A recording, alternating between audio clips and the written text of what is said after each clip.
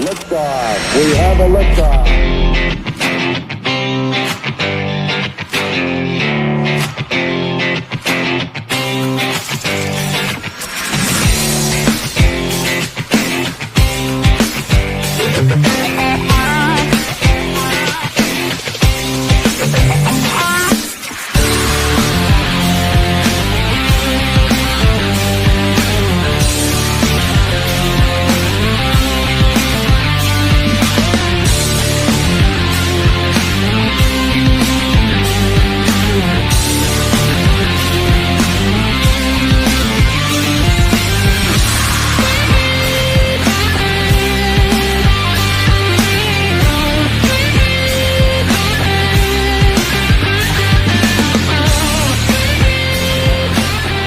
Hi and welcome into the show. I am Douglas Bruce and my co-host Big Mike Fisher. We are coming to you here from Cebu in the Philippines. This is the inaugural show, our very first episode of Bruce and Big Mike Take on the World. Not our first rodeo in the podcast business, Big Mike, but definitely the very first of this show of this kind. And as always, Big Mike, how the hell are you, buddy? Doing great, man. I've been fired up waiting to get this thing started, and what a background we have here, you know. Absolutely. It'll be hard for us to screw this up, you know.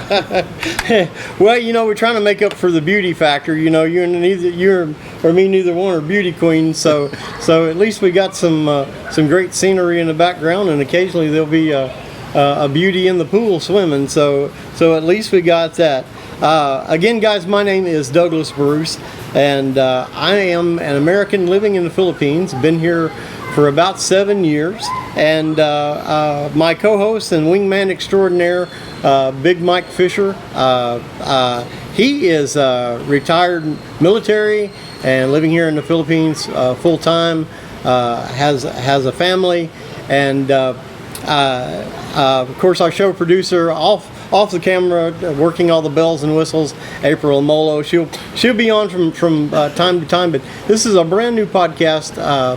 We did a podcast, Big Mike, for a little over 5 years, and it was a little different show than this one. We had a very successful podcast, and but it was mainly about the game fowl industry in the U.S. formerly, and then here in the Philippines.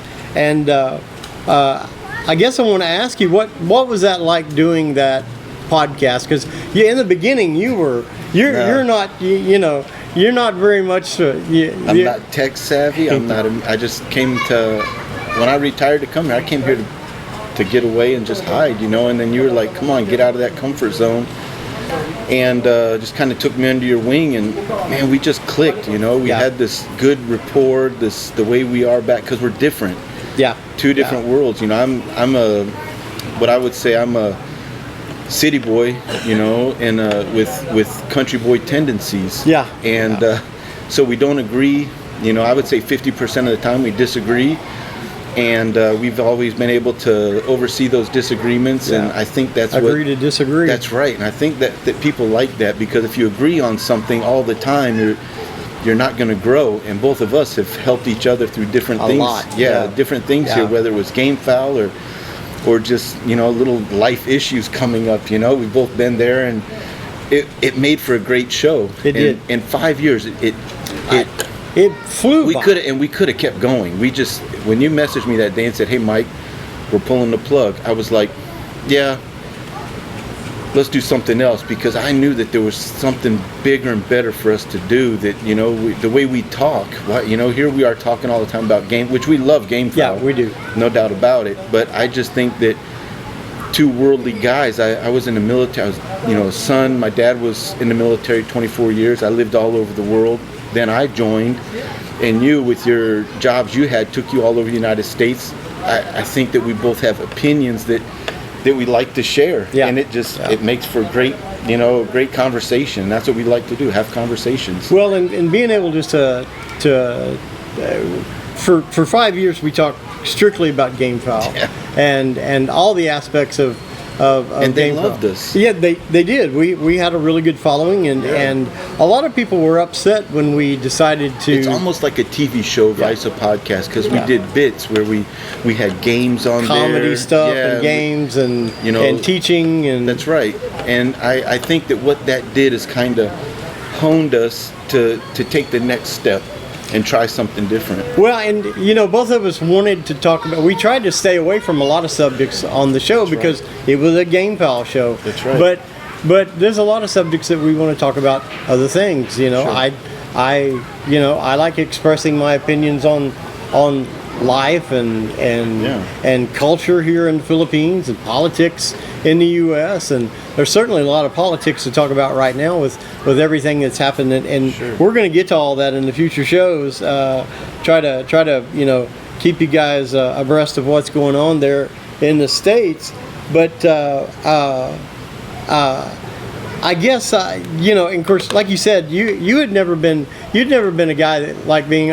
Only time you would ever see Mike on camera before is when he was running out of the 7-Eleven, and they, or the body cam from where he got pulled over. That was his idea of being on camera. That's right, the mugshot holding the placard. But Big Mike. But the way you do things and the way you. I learned from you how to do this, and just the repetitiveness. It's like we've been, like I said, I've been cutting. Well, you have your background is this. Yeah, 30 years in the broadcasting industry. So just being able to follow along, kind of brought me right. But I wanted nothing to do with it. To be honest with you. I know. I know. When you first started doing this, I think you did the first show. And I was nervous the whole time, and I even talked to our buddy Ace, and I said, "Man, this just ain't for me." And he's like, "What have you got to lose, man?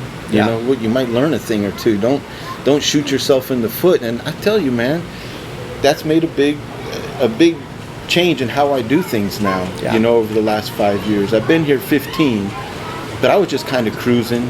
I had made a pretty good name for myself with the game foul, and got famous with roosters here, of all things in the world to get famous for. But I feel like I kind of grew out of it. It just I've got kids now, 3 sons, and I think I would like them to know me for something else than being a cockfighter. I understand that, and we've talked about. I don't want to make our cockfighter buddies that are watching this upset, but that's kind of I still have that. I still have my farm. But I would like them to see me doing something else. Well, and we talked all these other subjects with our audience and fans on the show in private, we never really got. And there's the thing about it is doing a show like this. There's so many guys that come here, these expats, Americans, foreigners in general. They come here and it's like. Sometimes they step in every hole, every pothole that there is, and well, so did we. We absolutely, so did absolutely. We. I started a big place over in Bicol. I had a piggery over there with a bunch of pigs. I had a girlfriend and built a house, and thought that's where I wanted to be. But man, typhoon after typhoon, the volcano. My back door was so beautiful. You look outside, you see the Mount Mayun, but it was just a rough place, man. It was hard to live there, and I just kept thinking, is this what I'm going to do my last 20 years of my life? And then I pulled the plug and talked to Pauline again online and decided to give Cebu a shot. And I tell you, this is where I'll die. I love it here. You said something the other day, and I laughed about it afterwards. I was thinking about it later that night and was laughing about it. You was like, every guy that comes here has got to get the wrong girl first. You got to pick the wrong one first and get her out of the way. That's right. Just don't lose your whole ass. Try not to take too much of a beat down. Getting that first one. And that's right. I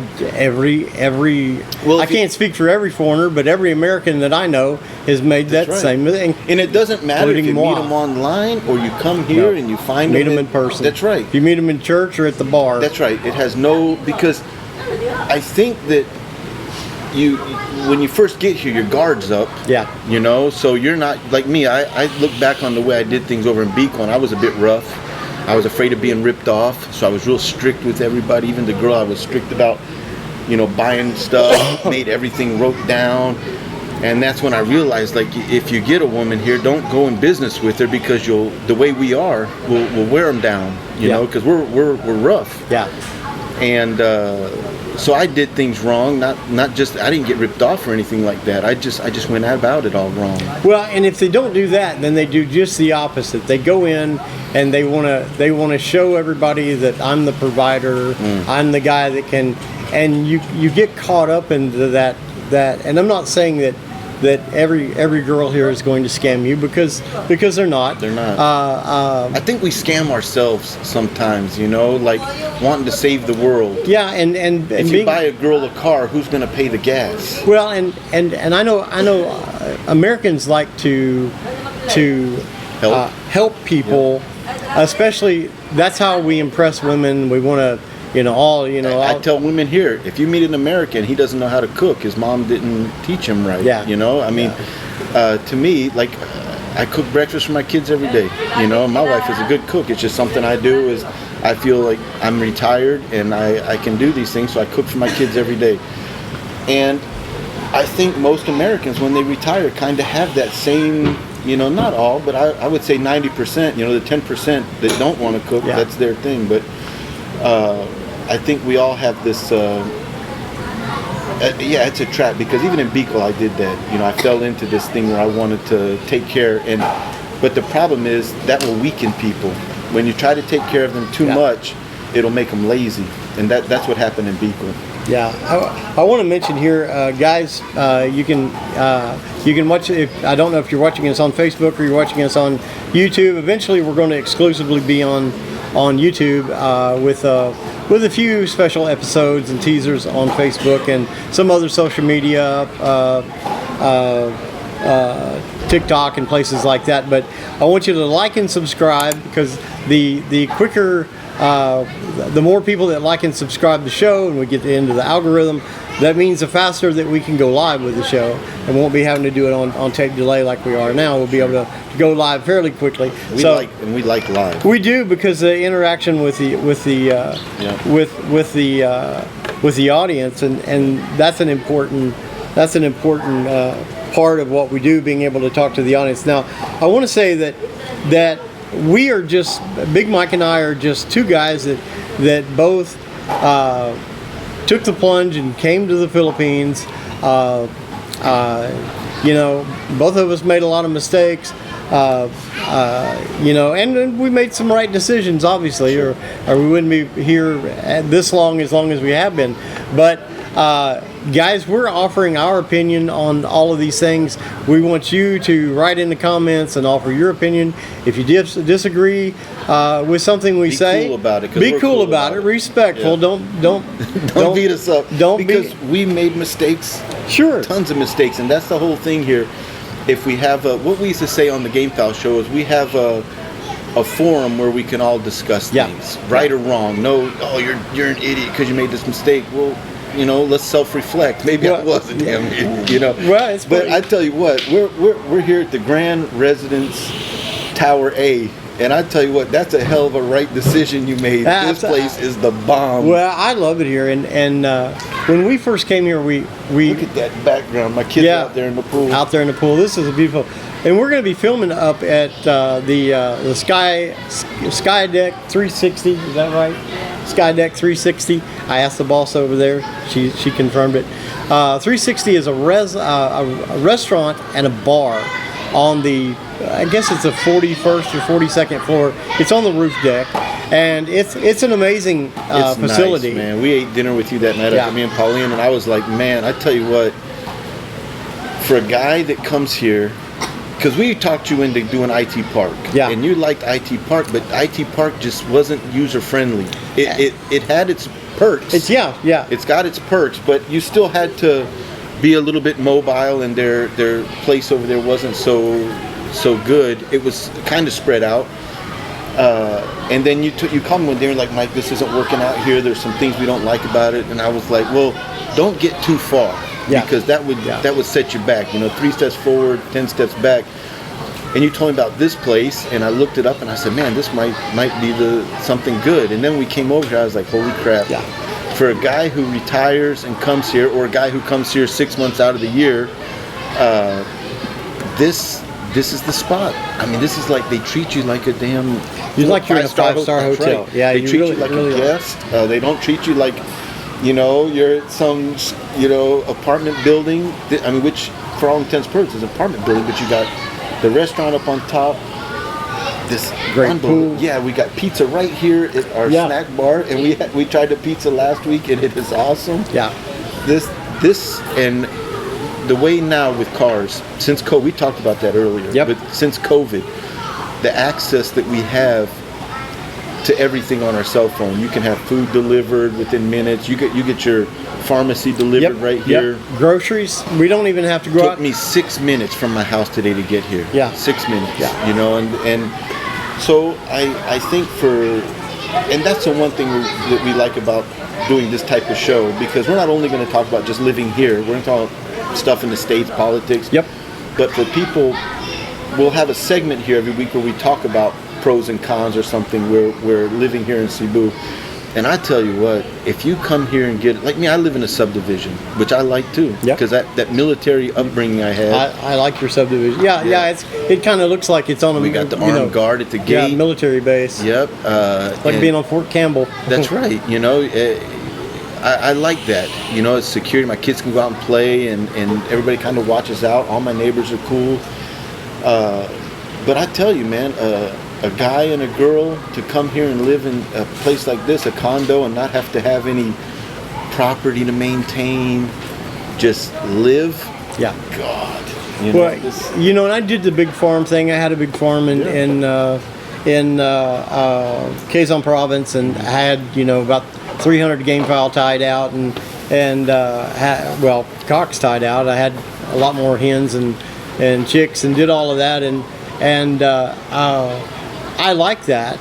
But the stage that I am in life right now, I'm 58 years old, but I'm handicapped. Walk with a cane. If you see me coming, you'll know me because I'll be the dude limping. Was in a wheelchair for a pretty good Cebu while. has made you better, man. Something about Cebu has put some pep back in your step. It has, because where we were living, when April and I got together, we eventually made our way to Cavite, and we're living in Tanza, Cavite, and it's a nice place, but it was difficult to get around. I don't drive anymore because of my legs and the handicap Even of my in the legs. electric cart, it took minutes. You know what I mean? It's not like, and you can't just call a Grab dude to come and get you. No. It would have been a tough lit, and that's what I tried to explain to people in these chat groups. When you pick a place here, there's more to it. There's more to it than just, is this girl okay? Then I'm getting this house, because you can buy or rent big houses here, but don't come here with the attitude of like living in the States. It's different. One of the things that I love about this place is if I go downstairs, I can get a Grab, and I don't have to get in the rain. They come up underneath the building to pick me up, and if I don't want to use a Grab, I want to get a taxi. The front desk, all I have to do is say, hey, can you get me a taxi? And they'll call me a taxi at 3 a.m. in the morning, and the guy will be here in 5 minutes or 10 minutes. So that kind of thing makes a huge difference. Living there, for my situation, I had to hire a private driver. I had a car and driver to go everywhere. If we went grocery shopping, because there wasn't any Grabs there was no taxis in Tanza or in that area in Cavite. And so we liked it there. We had friends there. We had there was an arena there, that real nice arena that a friend of ours owns, and we went there on a regular basis. But I had lived here in Cebu first. The first 2 years that I was in the Philippines, I was in Cebu, and my circumstances were different. They were not good. It wasn't necessarily the place, just the circumstances. Well, it's tough to get your footing. Yeah. You know what I mean? Very hard. When you first get here, when I first met you, you were like about to leave. Yeah, I was. Actually, I was gonna mention that when I ran into you and met you for the first time, I had already had purpose that I'm going back to the States. There's nothing. I've been here 2 years, and if I didn't have my wife's, and that's another thing, the family that I had over in Beagle didn't school me up. You know what I mean? They didn't understand that. My wife's family here is very tactical. Yeah. You know, when I would make a bad move, they would set me down and be like, dude, you can't do that. You know, we don't do that here. They said you will go your whole life here and not see a fist fight. And you know what? I still to this day have not witnessed a fight in the street myself. No, I haven't either. Never, not once. 15 years. In the States, we see it all the time, but here, there's just none of that. You know, so having them is kind of what I did with you when we first met. You know, we were driving and, you know, some things happened. You're like wanting to jump out. I'm like, hey, yeah, like, bro, come on, we don't do that here. You know, let me tell you, you know, what's the thing we have? Lower your expectations that you and I've sort of latched onto together. You know that, and how quickly time flies here, and then you get to a point like where we're at, and we were just talking about traffic.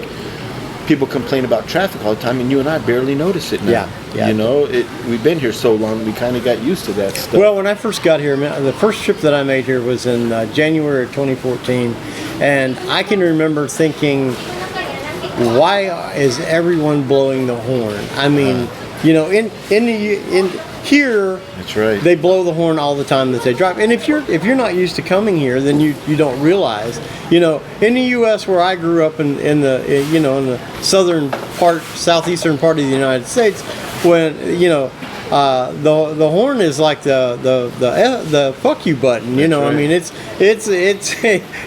somebody did something wrong if somebody beeping the horn on and off all the time.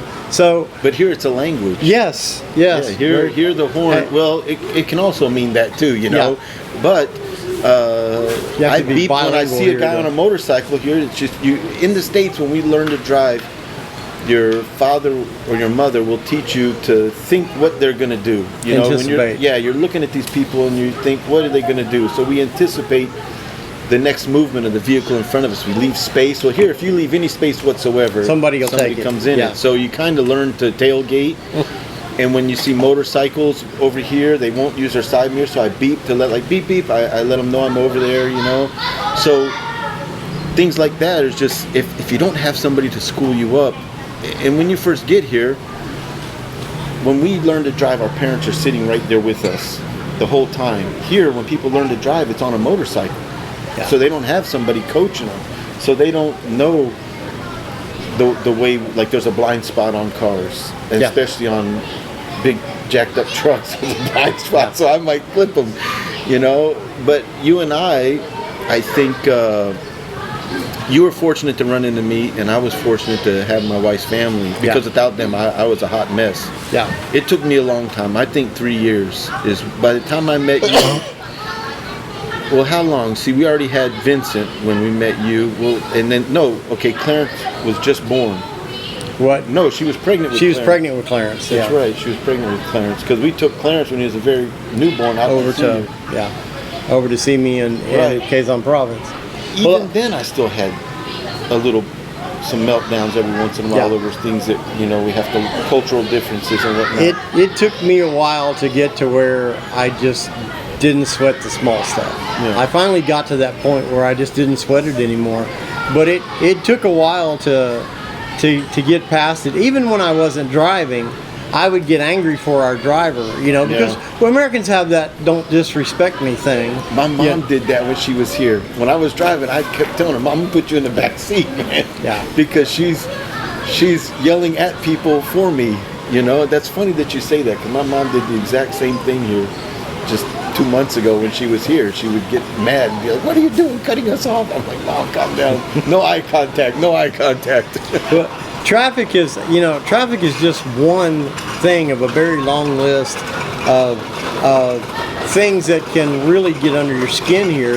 There's so much, and that's some of what we want to talk about on the show. We want to make it a part of it, and we kind of, you know, not everything is going to be about the Philippines. Not everything is going to be about America. We're going to talk about our day-to-day lives and what the things that we have run into And Mike, you and I have both had a lot of aggravation and spent a lot of money getting the knowledge that we have about living here with less stress and living here and being more having a more successful life. Sure. And we want to be able to pass that on. Yeah.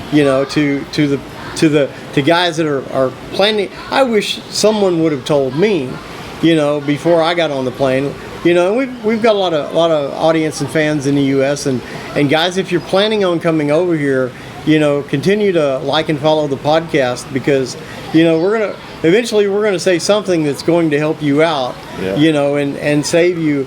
The culture here is very different. This is not Nashville, Tennessee. Yeah. This is not. But I tell you, that's why I'm here. I traveled to so many countries. I lived in Japan 10 years, 3 different times. Had Japanese girlfriends. I had went to Korea because I had Korean girlfriends. But I tell you what, this is the only place. In the United States, people will help you, but it's still a crapshoot depending on where you're at. You know what I mean? Yeah. If you're in the South, they help you. If you're in the city up north, hit or miss. Yeah. You know what I mean? We've seen that recently on some of the incidents that have happened there, Yeah, I swear to God, Bruce, I can walk out here right now and say, help me, and it would be a flood. Yeah. They'll all come and help me. Even the homeless people will help you here. It's funny because it's different. Because my cane, people recognize that, and just today we were carrying our laundry down, going to put it in. There's a room there where they pick up the laundry and take it and bring it back and wash it, bring it back, and it's all nice and fresh and folded. And I'm carrying this large bag because the plastic like that. Yeah, we had it's Echo bags, but it's a large Echo bag, and it was a larger load than normal because she had changed the comforter and the sheets on the bed, and then all of our holiday laundry because they've been closed. I just dropped it off yesterday. Yeah. 4 bags. Yeah, and so I come down, and just as we go to get off the elevator, some guy walks up and says, "Sir, can I help you with it?" He saw me with the cane. He saw me, carrying this large bag, and he took it away from me. Isn't that? And I just told last week. So I went last week because I go every Friday to Liluan and buy my feed and stuff from my farm. And I stopped. I got back just in time to pick the kids up from school. So I picked up Pauline from the gym, and I went up to the school, and I stopped on the side of the road. And right then, some water drops hit on the truck, and I said, "Oh, I didn't put the tarp. I got to get up and put the tarp on."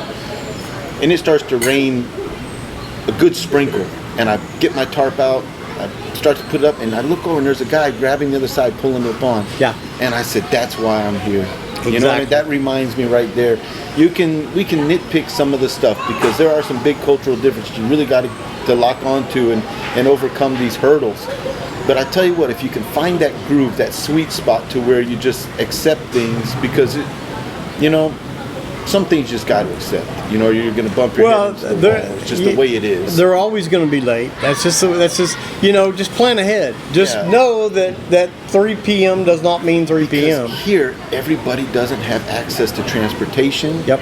They don't get a license until they're already financially stable when they're in their 40s. I mean, my first subdivision, I got there 15 years ago, there was very few cars in that subdivision. The guy straight across the street from me had an old surplus Suzuki Jimny, and he thought that was just the coolest thing ever, I moved to 3 houses in that subdivision. So by the time Vincent was born, I had all my kids in that subdivision. By the time I had bought a car, the Hyundai, brand new. By the time I left that subdivision, every house had 2 cars because they started to loan money. That was a big thing that in 2013 and 2014, the banks really started loaning money to people here, and you could get a car for $200 a month, and everybody did it.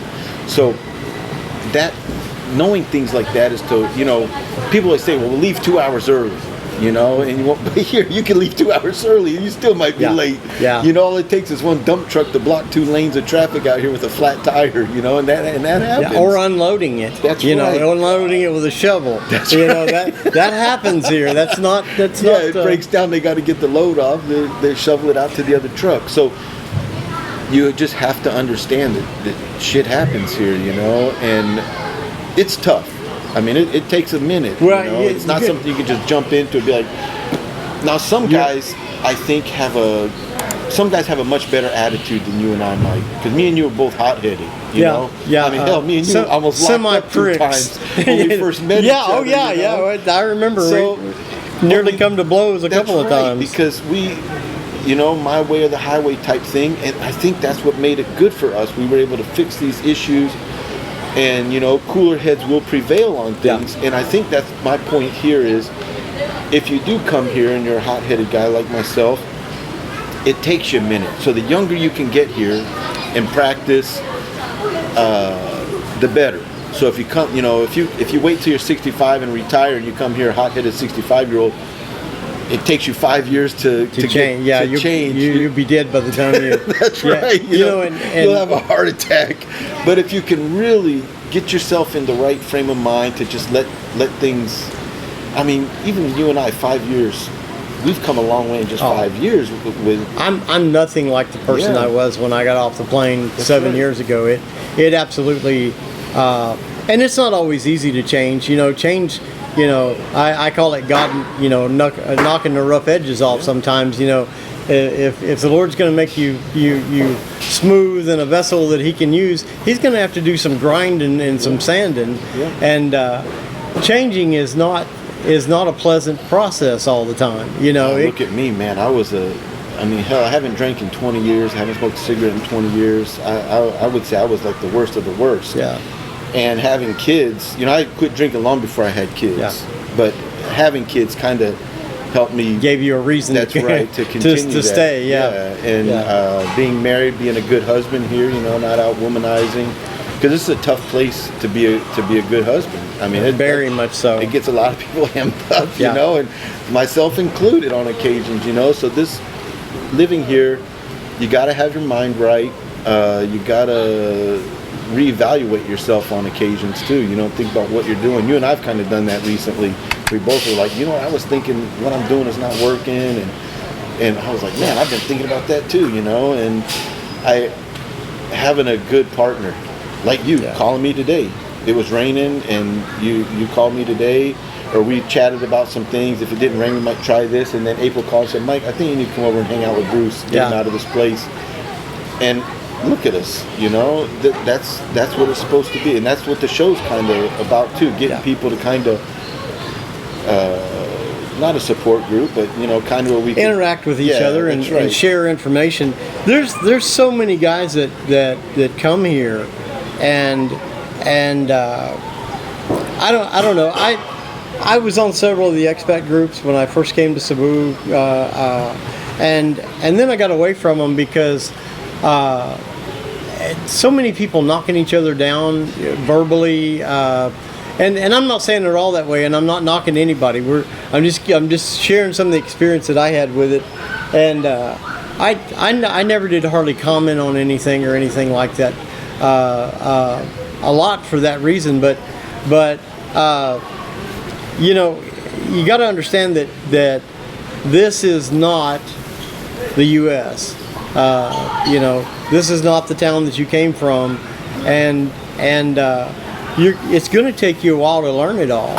And if we can, a lot of what the show is for me is about is being able to help some of these guys that are coming over here, and even finding, you know, even discovering where to pay the electric bill and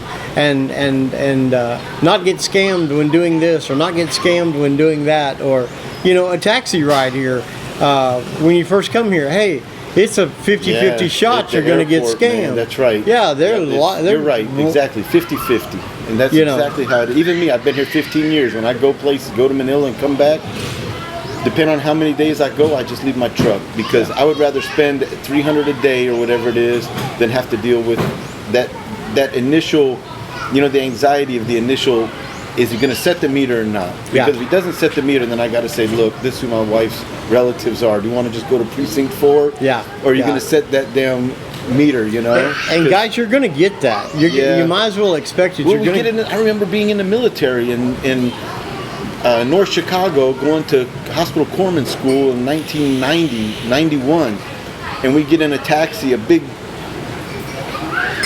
station wagon. We got 7 of us piled in, and we say we want to go down to Chicago, and this guy's, going to charge us an arm and a leg, you know. So it happens even in the United States, does. Well, good thing about it now is we got Grab, but you still might get 50-50 hustled when you get to the airport. That's a given. It's possible. And as recently as 6-7 months ago, coming over here, we get into the taxi, and the guy doesn't immediately set the meter, and I brought up the point real fact that hey, I live here. I've been here 7 years. I'm not some guy just off the plane. He just reaches over and sets the meter. Well, we used to have the same. I go to Thailand every year when I have to leave. Well, it used to be it depends how my visa was. If I was on a tourist visa or the bleak buyout, which I'm on now, where my wife would leave with me. During the pandemic, I just did the 3-year tourist visa thing. So I went to March of 2020. I went to Singapore for 2 days and came back just in time before they closed everything up. But we used to have a problem in Thailand with taxis, but now it's the same thing like here. When you book a cab, they pull up, you get in the back, you don't have to say anything. It's just all right there. You don't have to say anything. I let her do of course, there's no Uber here in the Philippines anymore. There was, and then when the pandemic hit, Uber went away and Grab took over. But I let her book or Grab most of the times, because you don't even have to have cash. You just pay for it with your GCash or your whatever, PayPal or whatever That's gotten weird, hasn't it? To where everything's going cash. Yeah. I mean, I still believe cash is king. Well, we always carry a little bit of cash on us, but I'm like you, cash is king. Yeah.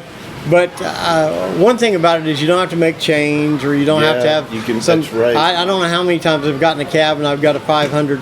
And they say they don't have. And don't have any change, and you got to end up, a 200 peso tip for a 300 peso ride or whatever. But there's a lot of that. And you mentioned immigration a little bit. There's something we're going to talk about. I mean, I did the full-time residency here myself. Which I probably will when I come back. We've already kicked that around too. When I come back from Thailand, I'm probably going to go ahead and do something like that. But I got screwed. I got screwed 2 years ago or 3 years ago, whatever it was. 2 years ago, I had done it. I'd paid the agency that did it for me. I paid them and all of that. Well, the next year when I go to renew, they're like, you owe 20,000 pesos in back. You didn't file last year, and I'm like, yeah, I did. I got the receipt. And they're like, no, that's the receipt from the agency. They never paid it. So I ended up having to pay an extra 20,000 pesos in fines and all that crap. So even that, those are things we can talk about on the show, which is the best way to do it.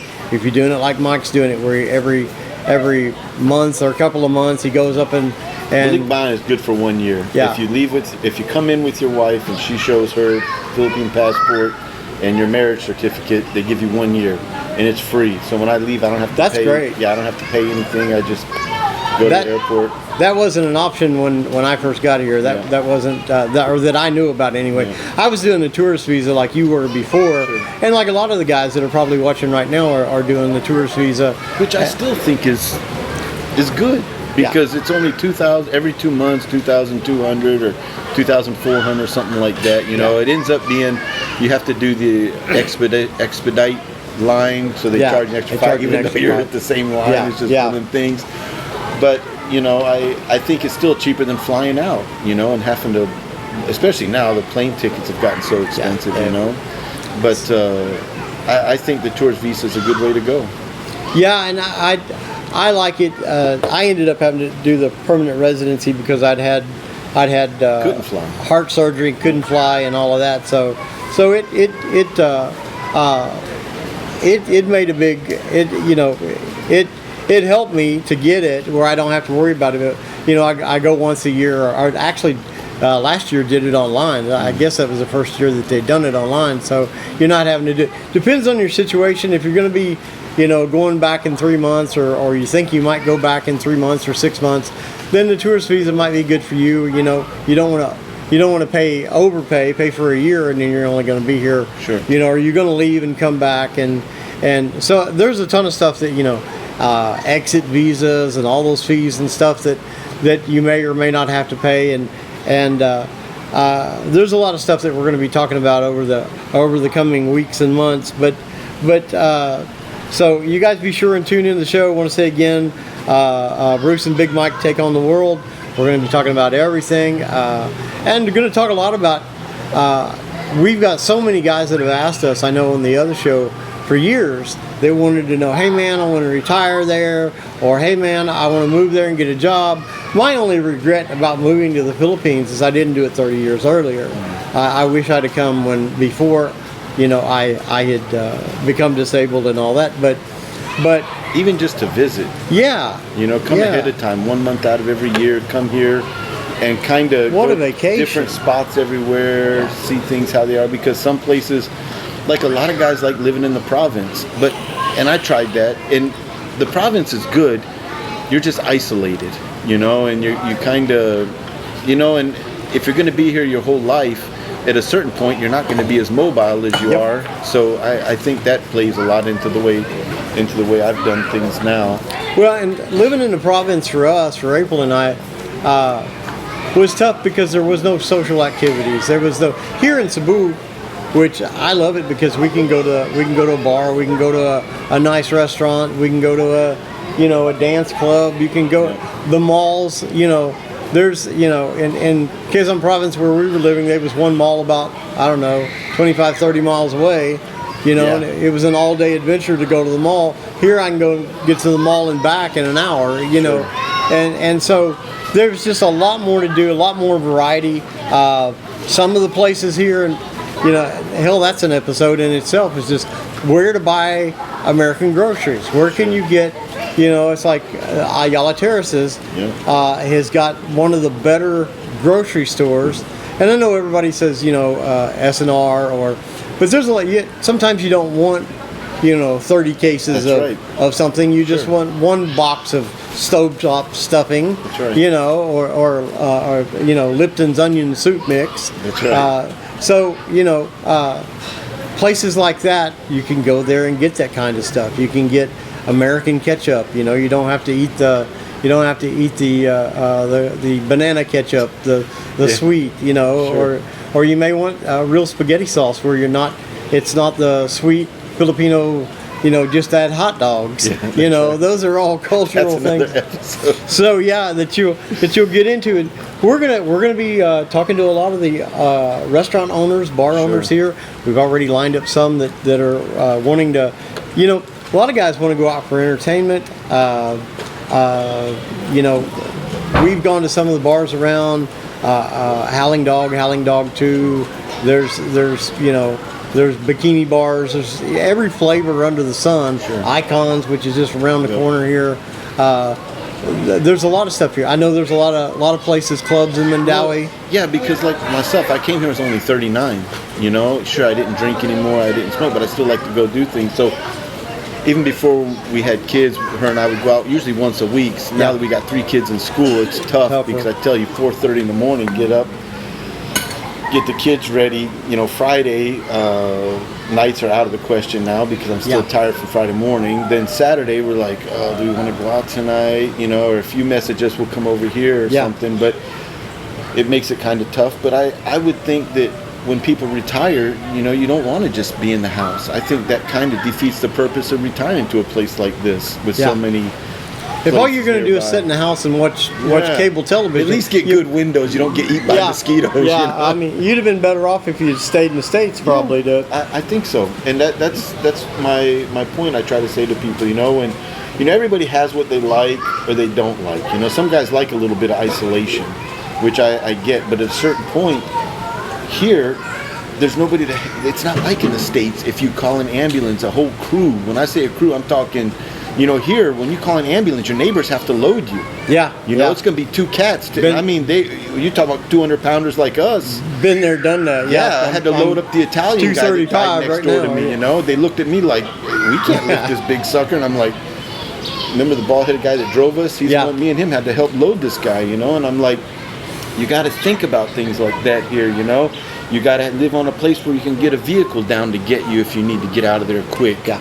And you're not able to help out in that, you know. If you're going to stuff you in a taxi when you're half conscious, you got to think about this stuff. Medical care here, I mean, you can take it from me. I'm a guy who had triple bypass surgery here. I had 3 heart attacks, had triple bypass surgery, had complications afterwards, and ended up spending another, I don't know, half a month or so in the hospital. So it's different here, man. You got access to good care, but it's pay to play. Yep, got to pay. It's pay to play. You got to pay as you go. When my wife had her, all 3 kids were delivered by cesarean section, top notch. I say that last hospital, Chonghua, was like a 5-star hotel, but it's a 5-star hotel bill. Yeah. That bill came out like, oh, you know, and no credit. I mean, you could use credit cards, but I paid cash, you know. But top notch health care that you have to pay for, but they don't so much cater to you like a customer, like in the States, I would think, you know, like how you can call an ambulance, they come pick you up nice and easy. The ambulance here, hit or miss. Well, and yeah, I was in one actually when they put me back in the hospital after that surgery. I was in one. I swear it reminded me of the guy I went to high school with. He had this chick van, you know, with the fuzzy carpet on the walls and all. I mean, it was rough. Well, but yeah, they're not real. No, they're not real medical. Like me being a corpsman, you know, I went to EMT school in emergency vehicle operator course to drive. And the guy's not a paramedic. He's just a dude. Last week he was driving a taxi. You know, right. Just a barangay guy. What do they call it? Job order guy. You know, they're not somebody's brother-in-law that picks shit up for him. That's right. Absolutely. You know. So you have to think if you're at an age where you're going to require medical care, you got to make it easy for people. You know. Well, let's get off on this. What politics? How often do you and I talk about politics? Not, especially not Filipino politics. Well, we don't. But, we have no say in that. Yeah, well, we do kind of. But American politics, it's not so a subject that we covered. That's right. Very often. It's so weird here that we don't. Like in my gym, Filipinos are all pro Trump. The guy had his Trump shirt, and he thought when he had this Trump shirt, he was like, "Do you like my shirt?" And I was like, "Yeah, it's cool."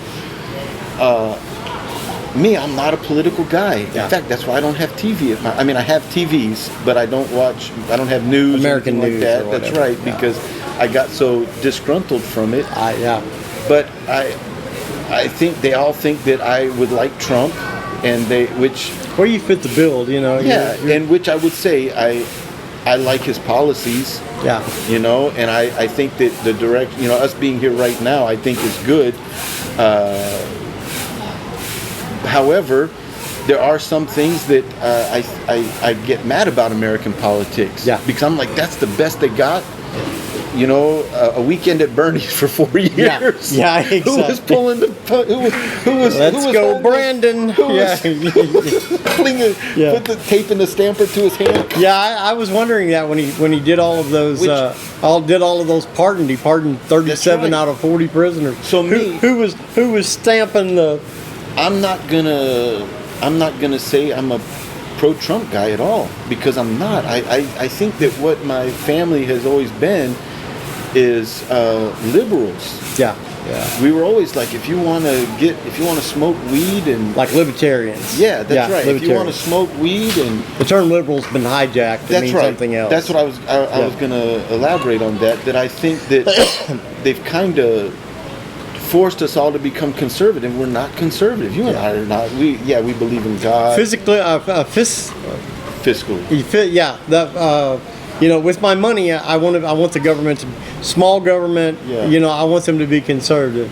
But as far as big government and making up a bunch of rules and telling everybody, you know, my deal with that is, as long as you keep your shit in your backyard and don't come over the fence into my backyard, you do whatever you want to do in your backyard. Fly your flag. Yeah, exactly. Exactly. And I think that's what I would like to talk about on the show too. Like, where did it go wrong? Like, where did it go wrong that the people that you would think that Trump policies would help them are totally against it. You know, Yeah. they're like, they've gone totally the other way. And I'm like, man, because if you took Trump out of the factor, just what he's for, and put somebody else there, the policies are good. Well, and I think I'm I'm a war guy. I went to war, and I don't want us going to war. It was a waste of time. No, I don't. A waste of good guys. Yeah. And my take on it is I like Trump for different reasons than most people like Trump. Working in broadcast television for 30 years, being in the media, I love how he can control the news cycle. Yeah. He is a P.T. Barnum, you know, I mean, he says shit, you know, Trudeau, hey, we're going to take Canada, you know, I'll let you be governor for it. He says shit just to stir the pot. Yeah. That's how he can run a campaign on a third of what everybody else is spending. You know, he don't have to spend so much money on a campaign because he controls the news cycle. I think the guy is a brilliant businessman. But I'm not pro-Trump. I'm pro-America and pro-America first. That's it. You I know, agree with now that. most of his policies line up with America first, and I don't think we should be policing the world. I don't think we need to be building democracy in everybody's country. When we got homeless vets living on the street in you know, L.A. and San Francisco, you know, I'm sorry, but I don't know where, you know, Hazbakistan is, or you know, or whatever made up country. It's kind of weird being here. We don't get into politics here. Their politics are so different than our politics. Very much so. Their politics are, there's a reason why they kill each other to be mayor. There's a lot of money somehow. Just to be mayor. Can you imagine doing that in America, to be mayor? That's right. You know, so here, Americans always sit back. I mean, I knew nothing about politics at all. I didn't even know anything about American politics. But my wife's family is so politically minded that just being around them when they say things, I'm like, really? That's why they dig up the roads all the time? When they would tell me these things about why they dig the roads up, I'm like, why did they dig that road up? It was perfectly good. And they're like, well, no budget, no funding. You know, I'm like, wow, okay. So it kind of helped me understand a little bit about what happens in the United States, why this group is this way and this group is that way. You know what? It's kind of like being in the backseat of a car over here. We don't have to, like, I don't care. Like when people said, you know, what do you think about American politics? What do you think about this? I'm like, I say it doesn't affect me. It does. Yeah. It does, because look at our peso right now. Yeah. You know, almost 60. It was 59 pesos last week to a dollar. When Kamala Harris had a good showing at that debate, the peso dropped. Yeah. The peso went down. My mom was here at that time. It went down to 55. Hello. Hey, buddy. And the 55 to a dollar peso is a whack. You know, when you look at how much money, it depends on how much money you make. If you're making $5,000 a month and you lose, you know, 4 pesos off the exchange rate per dollar, that's a good chunk. It adds up. That's right. You know, that's a good chunk of change. But as soon as Trump started coming back and he started having a good showing, they were like, oh, Trump's it's in the bag, he's going to get it. The peso shot up. Then when he made it, boom, it went up to 59, you know? So I think it does affect us, but not in the same way. You know, we don't have the immigration problem here. You know, I'm not having to fight for a job. You know, I'm already retired military, you're retired pensioner. So I think it kind of gives us a different take on things that we might see. Yeah. And you know, for you guys that are watching, like I said, give us your opinion. You know, drop a comment in the comment section. Let us know. You know, hey, you know, we start up a dialogue. We may even ask you to be on the show sometime. Sure. But you know, we want to hear your interesting stories. You know, they've taken here. Yeah, your thoughts on, you know, they've stayed that was good, where absolutely. They stayed that was, you know, bad experience, good experience. Where we can pass that knowledge along to our other viewers, and people can gain from that, can gain from your experience, and gain from your the things that you've gone through. I want to mention again that we are at the Grand Residences here in Cebu City. We're actually down at the pool deck snack bar down here next to the pool. Mike's got a great view behind him there. I've got the snack bar, but he's got the pool there, and we'll show you some other pictures of it throughout the show. But there is a great bar here upstairs on the roof deck, 360 roof deck, and a great bar. They've got a breakfast buffet every morning. I've had their lasagna. Their lasagna is killer, and the pizza down here. The pizza down here is really good. It's good. Yeah, the thin crust, crispy, how I like it. Just really, really good food. And of course, we know all the chefs here, and we know a lot of the guys that work here and stuff. After you've been here a little while, that Filipino hospitality rubs off, and you've met everybody in the building. And well, that's what I was going to talk about. I don't know how much time we got left, but we got all we want. We got the good thing about this place is that white privilege I always heard about. You hear about it in the States. It's real here. There's also black privilege here too. They treat Americans really good here, black or white.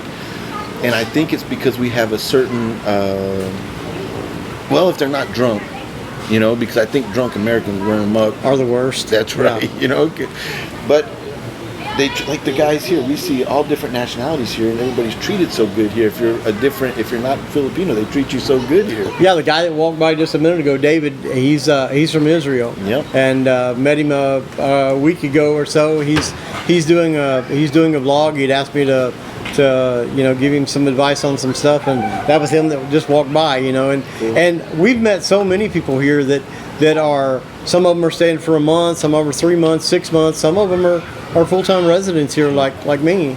And in the States, you're just treated like another dude. You're just another dude. Yeah, and we joke about all the time how the Filipino women, I'm not going to say all Filipino women, but a lot of Filipino women, Filipinas, like American men.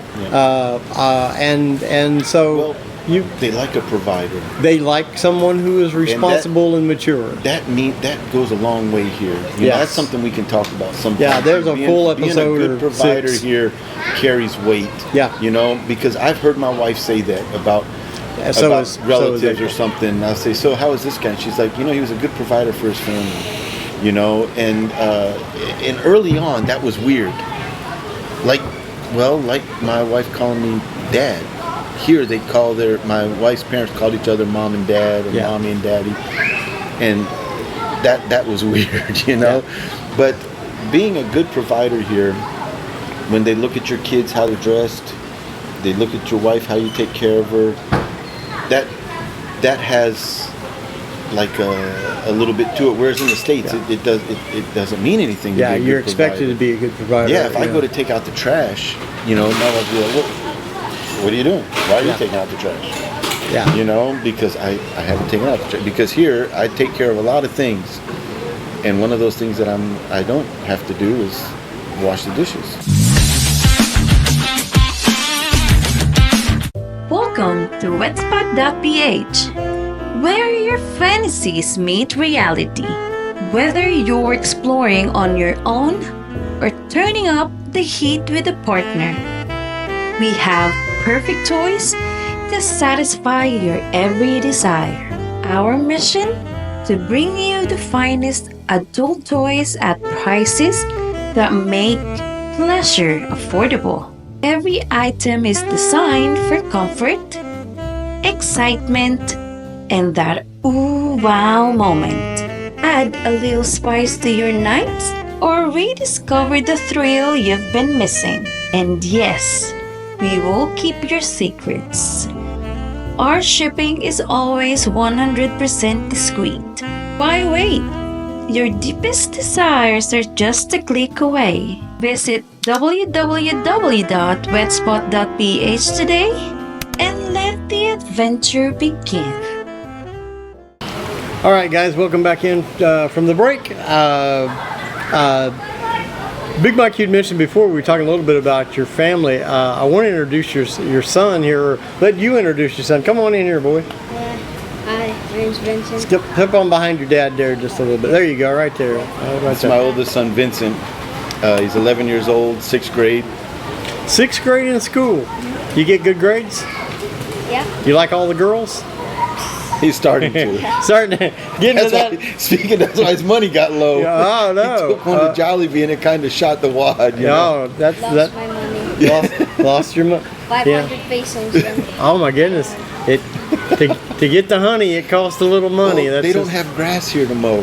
Yeah. You know what I mean? When I was a kid, when I was his age. No paper to That's throw right. anymore like we were That's kids. right. So what I do with him is every time he goes into a store or something like that, I'll let him keep change or 50 pesos. yeah, it just let him build his little thing back up, give him that work reward type thing. Yeah. You know. I know you take them up to the farm sometimes too, Sure. and they do Yep, work. yep. They do work up there. Now, are you going to public school or private school? Public school. Public school. You went to a private school before, right? Yeah. Before. Big Mike, what did you learn in the change there? Is there any difference in the public school and private You school? know. Because I'm sure we got a lot of audience that, Yeah, and I see guys saying this all the time, and it depends on the school. But one issue I had is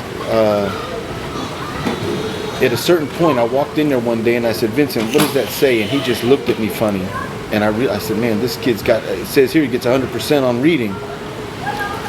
What's really going on here, and as long as you're paying the bills, they're passing them. yeah, and I didn't like it, and he's got a smile on him, he can charm people, Yeah. and I was like, man, you're gonna be with that $1 million smile as dumb as a box of rocks if we don't get him in something good here going on. So I snatched him out, put him in a public school, and public schools don't play around, man. Yeah. They do not mess around. They're on it. If you screw up, they just message your mom right on the spot.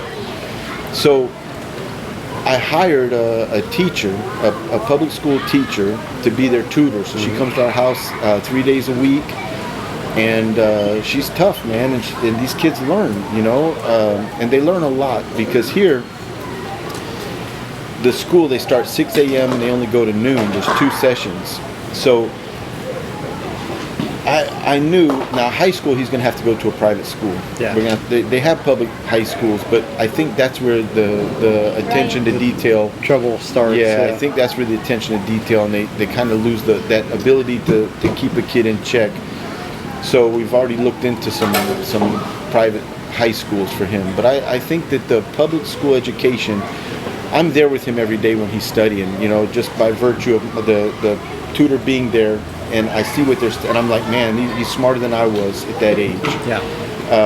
And I think that here, Filipino culture puts a lot on education, a lot. A lot of these guys who work have college education. Well, especially here in Cebu, Yeah, everybody's got a college I'm degree. always the only, like in my wife's family, I'm the only one there that doesn't have a college degree. I'm the only one. And I think that I learned a lot from the Filipinos in our military. I used to say, why is it these guys always get advanced so quick? Because we're taking tests to get advanced, and they have that ability to study, and I didn't. I think that's what was that. The Filipinos in the military all had college degrees from here, and they know how to study, and that's like him. He knows how to study. Yeah, and that's a big thing, when I was in high school, of course, I'm a high school. You can go. We're done with you. Thank you, buddy. Bye-bye. That was Vincent. When I was in high school, I aced all the tests. I never did any homework. Same here. And I never studied. I never cracked open a book, I don't think, the entire time I was there. And when I got to college, it cost me in the long run. Of course, I was a high school dropout, and when I went to college after that, I went to 10th grade in school. But I had to get an education through the School of Hard Knocks, and was fortunate to get into the broadcast industry. And when I got into broadcasting, I read every book I could get my hands on to get an education in something, because I was interested in production, interested in broadcasting and all of that. But But something that a lot of people nowadays, it's different than when you and I were kids, is, like my dad would let your ass struggle, doing something because he wanted you to learn it and appreciate the fact that it didn't come easy. Yeah. And by you switching him out of a private school and putting him in a situation where that, hey, this ain't that easy, I'm having to actually learn it. And in fact, that's what I told my wife. I said, we're not raising sheep. When I went to that private school one day at lunch, I saw these mothers feeding the kids, and I was Oh my like, God. what the hell am I doing? But I wanted to do the right thing by my wife, and it's not like we didn't have the money to do it. But I told her, I said, if you're raising lions, you got to throw them in with other lions, man, and let them sort the shit out. Yeah.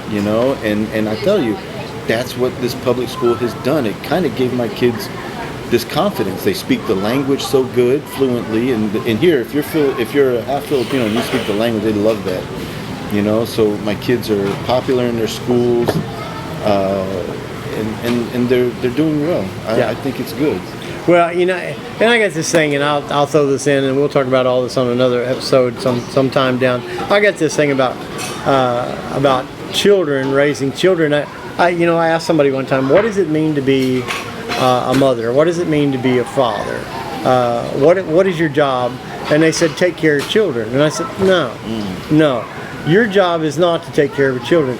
Any moron at a daycare can take care of a child.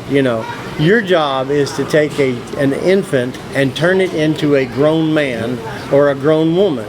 Now, that's a trick. That's exactly what I say to my kids when they're screwing up. You ever seen me do that? You're supposed to do what I do. Yeah.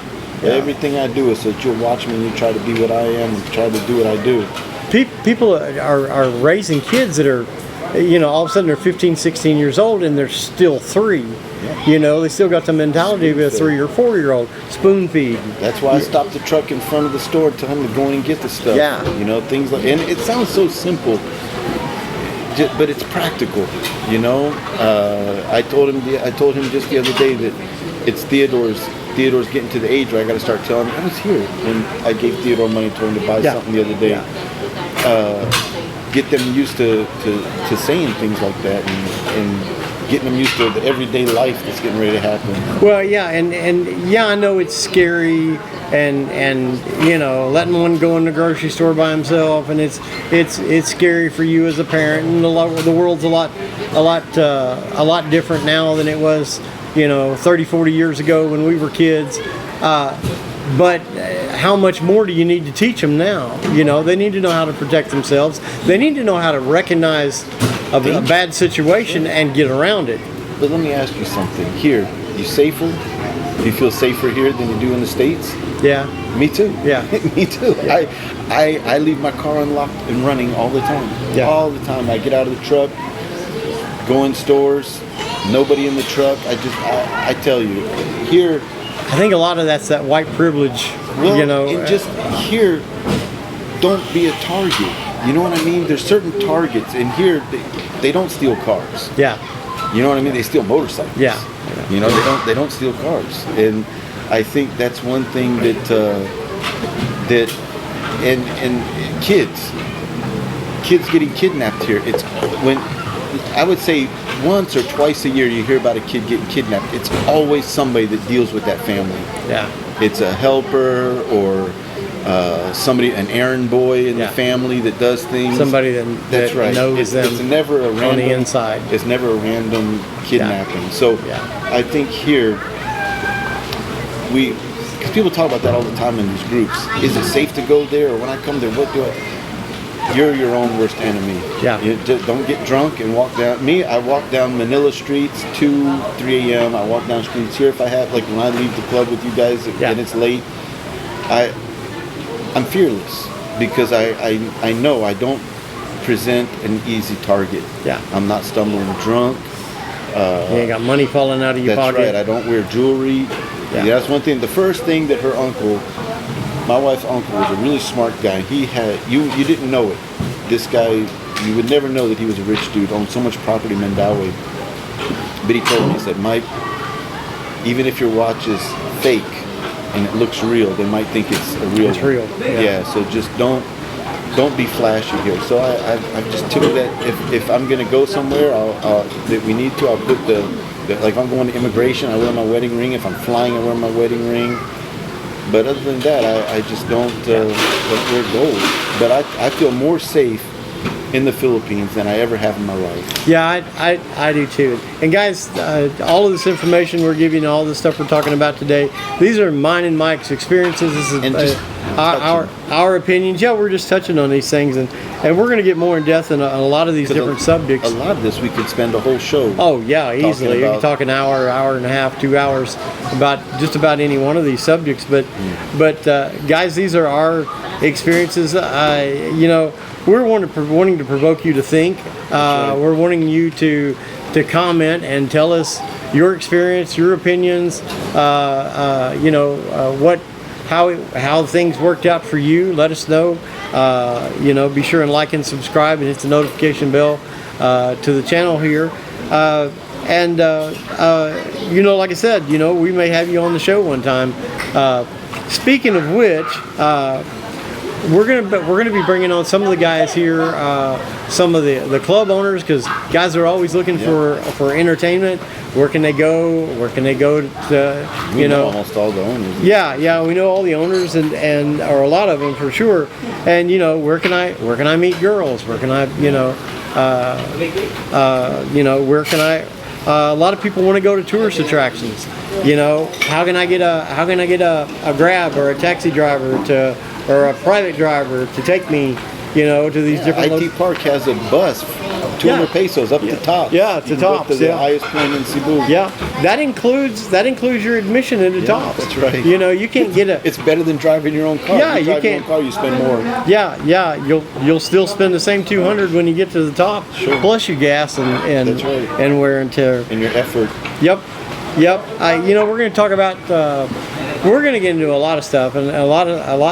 You know, some of it's going to be more adult themed and risque, but we want to talk about how life really is here in the Philippines, and for the guys that are coming over, you know, whether you're an American or a Brit or an Aussie or whatever, coming here,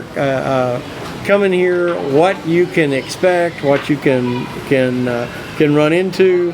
We're going to be talking about life in America. What do you miss about America? Somebody the other day asked me that, and I laughed and said Walmart.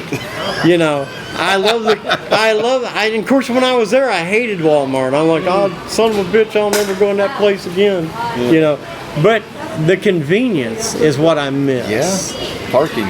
Yeah. Good parking. That's what I miss. Okay, but truthfully, bass fishing and family. Yeah. But the inconveniences that we experience here is what I miss there. The being able to park good. But truthfully, the two things that I mainly miss, bass fishing and family. That's it. I don't miss anything else. Or I've adapted to everything else. I definitely miss my family. I've got 4 grandchildren that I've yet to meet because of my heart attacks and the heart surgery. For several years, I was not able to fly, and so I haven't got to meet 4 grandchildren. I definitely miss my family. I really we talked about this today. You know, Have a look at the pizza. yeah. Bring it up here. There you go. 500. Was it 300 pesos? 275. Awesome pizza. You can't beat it, man. You can't beat it. So $5 you get a pizza. Yeah, like that. $5 My kids pizza love like that. You know, that's a ham and pineapple. Poolside. Yep. Yeah, the great view. You might have seen all the ladies walking You by. got a pizza for $5. Yeah, really, You know? a full pizza, full-size pizza. But I'm like you. I miss my family, but I also miss the conveniences of being able to go one place and do everything. Now, it's gotten a lot better here because everything during the pandemic, you got to where you could do it online. Yeah, deliver groceries, deliver you know, my pharmacy stuff. You can pay bills online. You couldn't do any of that when we first came here. It was all day going places to pay bills, and you can't pay your water bill here and your cable bill, you know, at the same place like you can, you know, a lot of places in the States. And well, I think that's the one thing that a lot of people talk about is the it is inconvenient. But I think the plus side of that is at least here we don't have the language barrier. Yeah. You know what I mean? Yeah. People talk about Thailand all the time, and yeah, Thailand, I love it. I go there once a year. But the infrastructure is better. The roads are better, the lighting, you know. Yeah, so I think the government there takes care of their people really good in that aspect.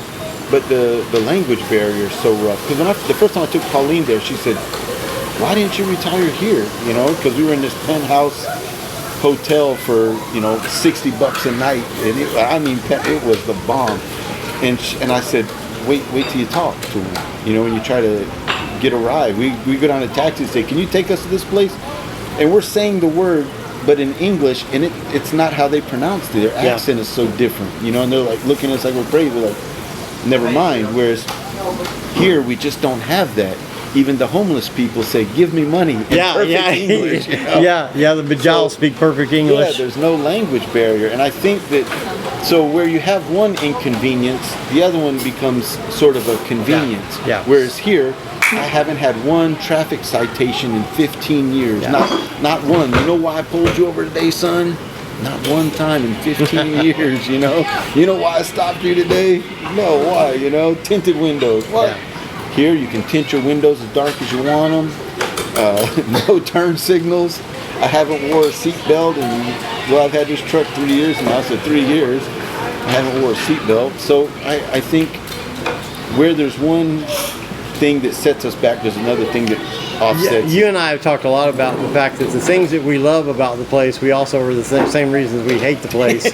Sometimes, you know, the we lack remind of ourselves, hey, don't complain so much. the lack of rules, you know. But we got out of the States for the same reason. There's so many rules and regulations, That's right. and We come here and say, put up some traffic lights, you know, and make it. And they're like, wait, no, don't. Okay, don't put up traffic lights. I'm used to it now. I'm used to forcing my way through the whoever's got the biggest set, you know, That's right. is who gets to my go. truck's taller than yours. Yeah, and yeah. I pulled out. Yeah. I lived there in Candelaria for 3 or 4 years, and the funny thing about it is it's a city of 120,000 people, and not a single red light or stop sign, stoplight, nothing. Little Milton, in the Florida had so many traffic lights.